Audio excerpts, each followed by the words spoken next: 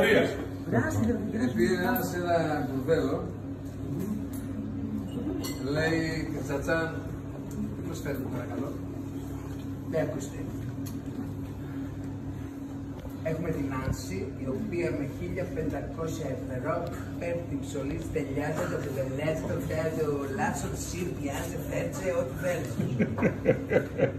Με 3.000 ευρώ, η Έρικα, η οποία φτάει τα κόλπα του αιώνα, κόφτει την ψωλή, σκολίζει, το ξαναξεναρθεί από κάτω, όλα θα του φτάσει.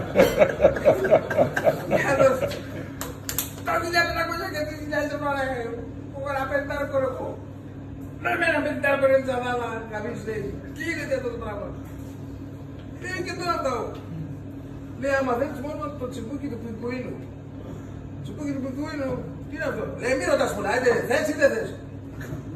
Λέει, θέλω, εντάξει, τι να κάνω, τσιμπούκι του πιγκουίνου, τσιμπούκι του πιγκουίνου. Λέει, να σου πεντάρκο, το πεντάρκο,